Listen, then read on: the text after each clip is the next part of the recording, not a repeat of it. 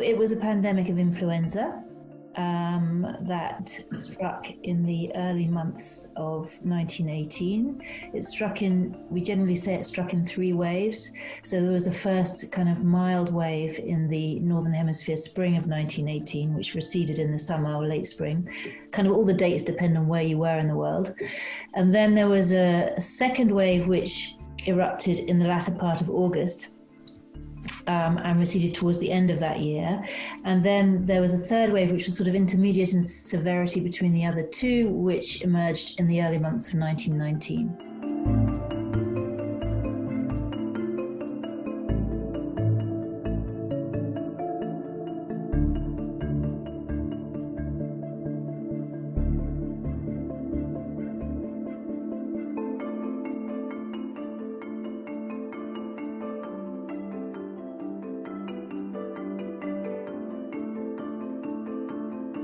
We think it infected about 500 million people, so 1 in 3 people in the world alive at that time, and that it killed 50 million of them.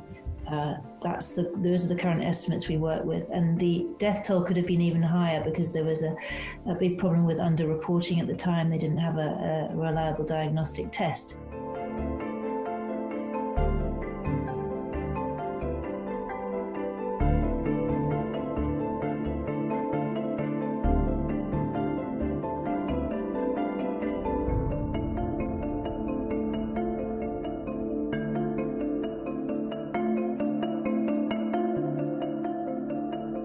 Undoubtedly, it was a concept, but to put in place a socialized medical healthcare system, a socialized healthcare system, is not an easy thing. You have to find a way to pay for it. You have to reorganize all your doctors and the way that you deliver healthcare.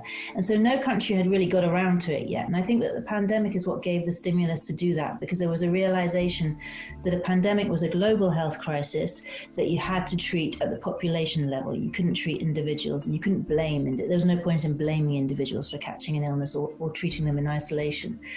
So that was the stimulus. And you see from the 1920s countries, Russia was the first, but then followed by Western European nations, putting in place these socialized healthcare systems. And along with that comes epidemiology, the search for causes and patterns and causes and effects and patterns in healthcare and in illness that is the kind of cornerstone of public health. If you can't see what's going on in a population in terms of health and ill health, then you don't know what measures to put in place. So the two go together.